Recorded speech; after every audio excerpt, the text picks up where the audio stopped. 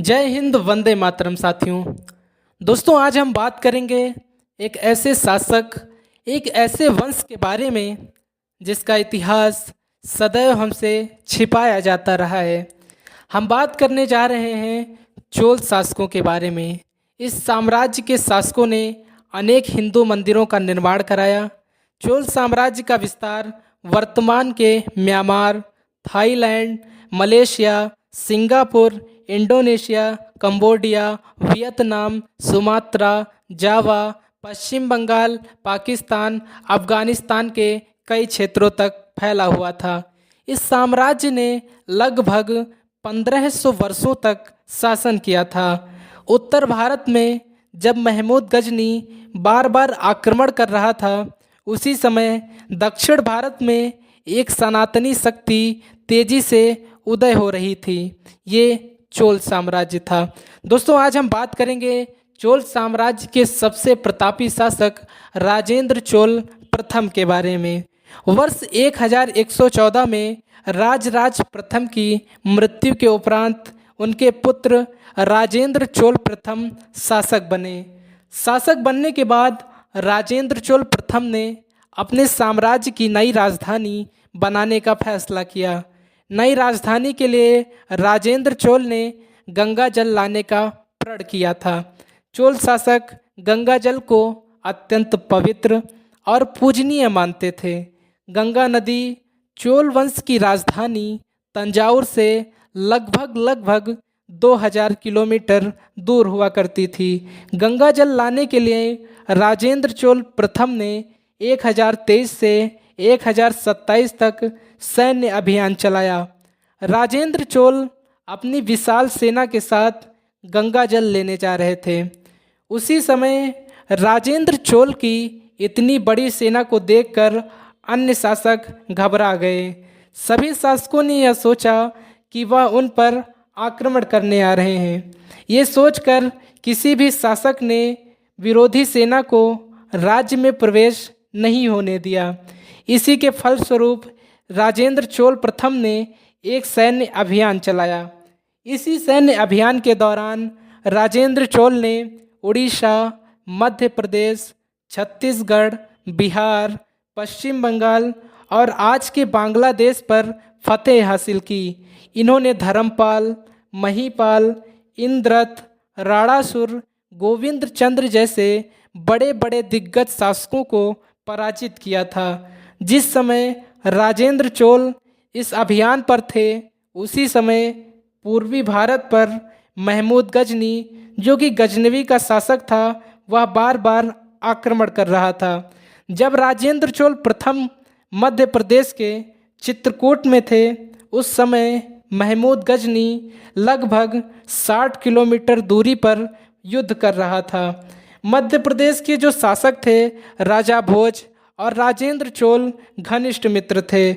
यहाँ जानने वाली खास बात यह है साथियों कि राजेंद्र चोल के भय के कारण राजा भोज की राजधानी चित्रकूट और इनके राज्य मध्य प्रदेश पर महमूद गजनी ने आक्रमण नहीं किया था। सैन्य अभियान के अंत में राजेंद्र चोल ने बंगाल में गंगा सागर से गंगा जल लिया। गंगा जल लेने के बाद राजेंद्र चोल वापस 2000 किलोमीटर आए तथा नई राजधानी का नामकरण गंगा जी के नाम पर किया।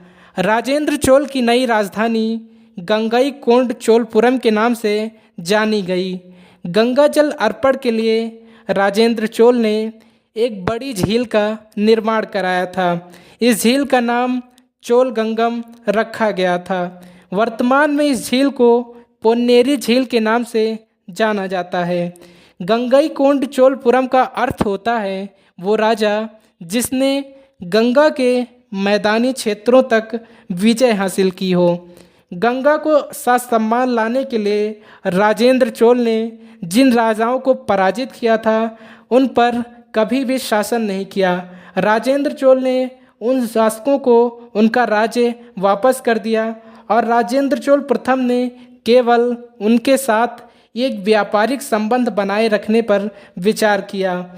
यहाँ सोचने वाली बात यह भी है कि मात्र गंगा जल को सम्मान के साथ लाने के लिए राजेंद्र चोल ने संपूर्ण उत्तर भारत पर विजय प्राप्त कर ली थी। राजेंद्र चोल ने अपना साम्राज्य वहाँ तक फैलाया था जहाँ तक अन्य कोई शासक कल्पना भी नहीं कर सकता। इन्होंने सऊदी अरब, ईरान, पाकिस्तान, अफ़गानिस्तान, चीन, Muscat, Bahrain, Oman, Yemen, Tanzania, south Africa तक सैन्य अभियान चलाया और इसके साथ व्यापारिक संबंध स्थापित किए। राजेंद्र चोल प्रथम ने गंगईकोंड में एक विशाल झील का निर्माण कराया था। इस झील में कोलरेन व वेल्लेर नदी का पानी आता था। यह झील 16 मील लंबी थी। इस झील से नहरें व पत्थर के नाले जुड़े हुए थे। राजेंद्र चोल प्रथम ने वैदिक कॉलेज का भी निर्माण कराया था। इस कॉलेज में चारों वेदों के साथ साथ गणित, विज्ञान और कला की भी पढ़ाई कराई जाती थी। उस ज़माने में छात्रों को रहने के लिए छात्रावास और छात्रों के लिए छात्रवृत्ति जैसी योजनाएं भी राजेंद्र चोल प्रथम ने चलाई थी।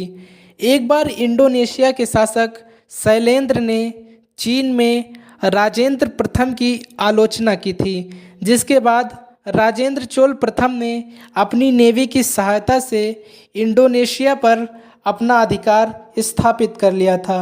राजेंद्र चोल को गंगईकोंड चोल के नाम से भी जाना जाता था। इन्होंने 1014 से 1044 तक चक्रवर्ती सम्राट के रूप में शासन किया। इससे पूर्व ये सेनापति के रूप में शासन कर रहे थे। इन्होंने पहली बार एक ऐसी सेना तैयार की थी जो जल व थल दोनों जगह लड़ने में पूर्ण रूप से समर्थ थी। गंगईकोंड चोलपुरम में बृहदेश्वर मंदिर का इन्होंने निर्माण करवाया था।